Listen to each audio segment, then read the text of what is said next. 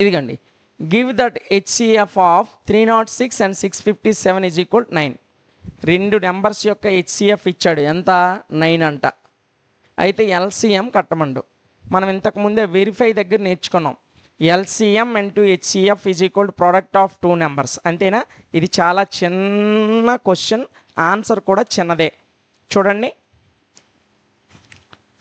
Solution. we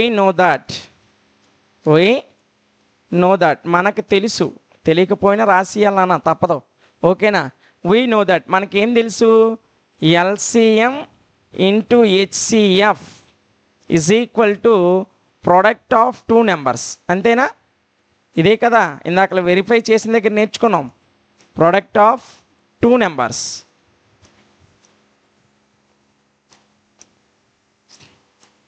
product of two numbers, రెండు numbers యొక్క లబ్ధము product అనేది ఎల్సిఎం హెచ్సిఎఫ్ యొక్క ప్రోడక్ట్కి సమానం. సో ఎల్సిఎం మనకి ఇచ్చాడా? ఇవ్వలేదు, అదే కనుగొనమండు. కానీ హెచ్సిఎఫ్ ఇచ్చాడు 9 అని, కాబట్టి నేను అదే రాస్తున్నాను. చూడండి, ఎల్సిఎం తెలీదు, కట్టమన్నాడు, ఇంటూ హెచ్సిఎఫ్ ఇచ్చాడు 9. So product of two numbers అంటే ఆ రెండు నెంబర్స్ ఏంటి? 306 ఒకటి, 657 ఒకటి. ఆ రెండు నెంబర్ ప్రోడక్ట్ అంటే మల్టిప్లికేషనే. ఓకేనా? సో ఒక హెచ్సిఎఫ్ తెలుసు, రెండు నెంబర్స్ తెలుసు, ఎల్సిఎం కట్టడం ఈజీయా కాదా? సో అలా జాగ్రత్తగా చూడండి. ఇప్పుడు మనం ఏం రాసాం? LCM into 9 into 306 into 657. ఈ రెండిట్ల ప్రోడక్ట్ అనేది ఈ రెండిట్ల ప్రోడక్ట్కి ఈక్వల్ అని మనకి తెలుసు. We know that LCM into HCF is equal to product of two numbers. Product of two numbers రాసేసా. ఎల్సిఎం ఇంటూ హెచ్సిఎఫ్ వాల్యూ 9 ఆడు ఇచ్చేసాడు ప్రాబ్లంలో. ఓకేనా? సో ఇటువైపు మల్టిప్లైస్ చేస్తున్నటువంటి 9 అనేది అటువైపు వెళ్తే డివిజన్ చేస్తుంది. ఇది మీ అందరికీ తెలుసు. కాబట్టి మనకు కావలసిన LCM, therefore LCM is equal to 306/657/9. ఇక్కడ గుణిస్తున్నటువంటి 9 ఇటు వస్తే భాగించింది. ఓకేనా? When the multiply of 9 is transferred to other side of equal is divisible. మనము ఇజ్ ఈక్వల్ టు అవతలకి ఇటువైపు గుణిస్తున్న 9ని అటువైపు తీసుకెళ్తే భాగిస్తుంది. ఓకేనా? సో క్యాన్సిల్ అవుతుందేమో చూడండి నాన్న. 9 1 9, 9 3 27 నాన్న, 3 మిగులుతుంది 36, 9 4 36. క్యాన్సిల్ అయిపోయిందా? సో 9 1 9 34. ఓకేనా? సో ఇప్పుడు ఈ రెండు గుణించేయడమే. 657 ఇంటూ 34. రఫ్ పేపర్ ఉందా చేతిలో? తీయండి, గుణించండి. 657 ఇంటూ 34 గుణించండి నాన్న. 4తో ఫస్ట్ చేయండి. 4 7 28, 2 4 5 20, 20 + 2 22, ఇక్కడ 2 4 6 24 + 2 26. ఓకేనా? ఇప్పుడు 3తో 3 7 21, 2 3 5 15 + 2 17, 1 3 6 18 + 1 19. ఓకేనా? 8 3 13 1 2 1 2 2 2 3 3 8. ఆన్సర్ ఎంత వచ్చింది నాన్న? 2 2 3 8, 22,338. ఇది ఎల్సిఎం. సో ఆన్సర్ ఇది నాన్న. ఓకేనా? సో రఫ్ అనేది మీరు వేరే పేపర్ మీద చెయ్యాలి, నాలాగా పక్కనే చేసేయకూడదు. ఓకేనా? సో ఇలా హెచ్సిఎఫ్ ఇచ్చి ఎల్సిఎం అడిగినా, ఎల్సిఎం హెచ్సిఎఫ్ అడిగినా ఏదైతే ఇచ్చాడో దాన్ని అటువైపు తీసుకొని వెళ్ళిపోయి రిమైనింగ్ రెండు నెంబర్స్ని భాగిస్తే మనకు కావాల్సింది వచ్చేస్తుంది. ఈజీ కదా? ఒకవేళ వాడు ఎల్సిఎం ఇచ్చేసి హెచ్సిఎఫ్ అడిగాడు, అప్పుడు ఎల్సిఎంని అటువైపు పట్టుకెళ్ళిపోండి, అంతే. ఒకవేళ ఎల్సిఎం హెచ్సిఎఫ్ రెండు ఇచ్చాడు, ఇట్లో ఈ రెండిట్లో ఒక నెంబర్ ఇవ్వలే, ఆ ఒక్క ఇవ్వనటువంటి నెంబర్ని ఎక్స్ అనుకొని అది అక్కడ నుంచి రిమైనింగ్ నెంబర్ని ఇటువైపు తీసుకొచ్చేయండి. ఎలా ఇచ్చినా ఈజీగానే చేయగలుగుతారు. ఓకేనా? నెక్స్ట్ ప్రాబ్లం నాన్న. మనకి ఇందులో ఉన్నటువంటి ఇంకొక మోస్ట్ ఇంపార్టెంట్ ప్రాబ్లం ఇది. సో ప్రాబ్లం ఏంటో ఒకసారి చూడండి నాన్న. చెక్ వెదర్ 6 పవర్ n ఏంటన్నా 6 పవర్ n అనేది ఎండ్ విత్ ద డిజిట్ 0, 0తో ఎండ్ అవుతుందా లేదా చూడమని చెప్పాడు. With any natural number n అనేది ఏ నేచురల్ నెంబర్ తీసుకున్నా అంటే 1 నుంచి అనంతం వరకు 6 power 1, 6 square, 6 cube, 6 power 4, 6 power 5 and so on 6 power infinity వరకు ఎక్కడైనా జీరోతో 6 power n అనేది ఎండ్ అవుతుందా అని అడిగాడు. సో నాన్న ముందు జాగ్రత్తగా దీని ఆన్సర్లోకి వెళ్ళే ముందు ఒక్కసారి జాగ్రత్తగా చూద్దాం నాన్న. మనకు ఆడు ఇచ్చింది 6 power n నాన్న. n అనేది ఎనీ నేచురల్ నెంబర్ అన్నాడు కదా. నేచురల్ నెంబర్స్ అంటే ఎక్కడి నుంచి స్టార్ట్ అవుతాయి? 1 నుంచి స్టార్ట్ అవుతాయి, అంతేనా? ఓకేనా? సో ఫస్ట్ నేను ఎన్నకు బదులు 1 తీసాను నాన్న. 6 power 1 అంటే 6 వచ్చింది. జనరల్గా వినండి, ఆన్సర్ తర్వాత రాద్దాం, ఓకేనా? ఇప్పుడు ఎన్నకు బదులు 2 తీసుకున్నాను నాన్న. 6 స్క్వేర్ అంటే 36 వచ్చింది నాన్న.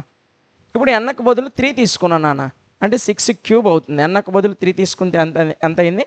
6 క్యూబ్ అయింది. 6 క్యూబ్ అంటే 216. ఇలా ప్రతిసారి ఎంతతో ఎండ్ అవుతుంది నాన్న? 6తో ఎండ్ అవుతుంది. 0తో ఎండ్ అయిందా? అవ్వలేదు కదా. అదే రాద్దాం నాన్న, జాగ్రత్తగా ఇటువైపు చూడండి.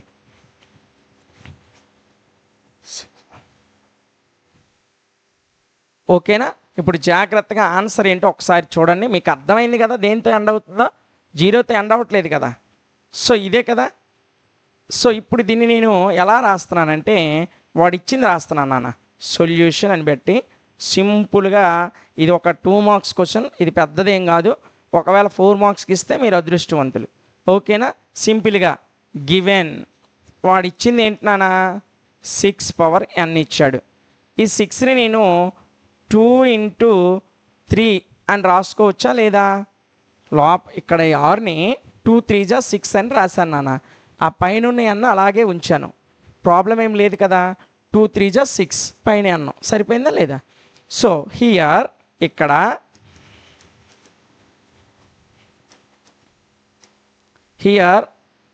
the prime factors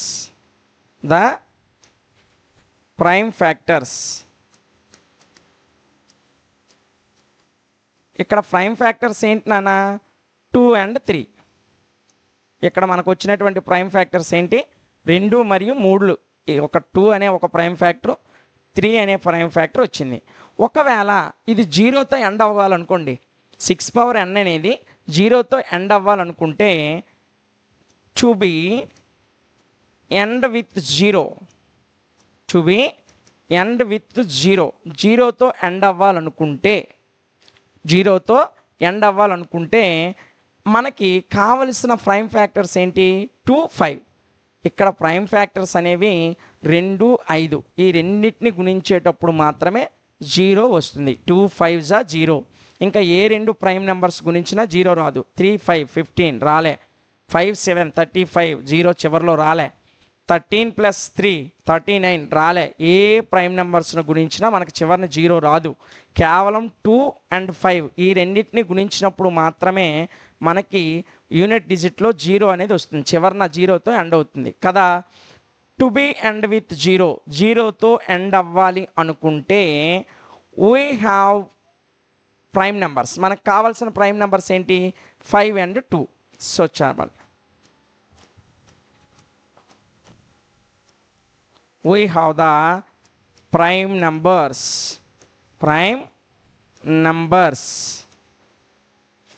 కనిపిస్తుందా? సో నెక్స్ట్ ఇక్కడ రాస్తా చూడండి. we have the prime numbers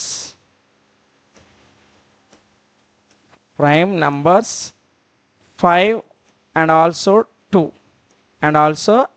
2 5 మరియు 2 అనేది కావాలి. కానీ మనకి ఇక్కడ ఏవి వచ్చాయి నాన్న? 2 ఉంది కానీ 5 ఉందా? లేదు, 3 ఉంది. కాబట్టి 2 3 కలిపితే 0 వస్తుందా? 2 3ని మల్టిప్లై చేస్తే ఎప్పుడైనా 0 వస్తుందా? రాదు. 2 5ని మల్టిప్లై చేస్తేనే మనకు 0 వస్తుంది. కాబట్టి so therefore 6 power n can't end with 0.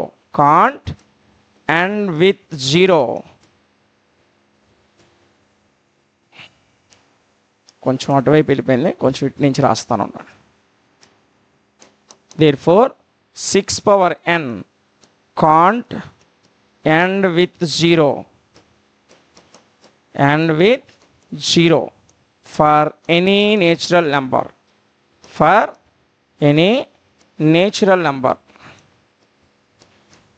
A natural నెంబర్కైనా సరే 6 పవర్ అనేది 6 పవర్ n అనేది 0తో ఎండ్ అవ్వదు. ఎందుకు 0తో ఎండ్ అవ్వాలంటే మనకు కావాల్సిన ప్రైమ్ నెంబర్స్ ఏంటి? ప్రైమ్ నెంబర్స్ కాదు నాన్న, ప్రైమ్ ఫ్యాక్టర్స్.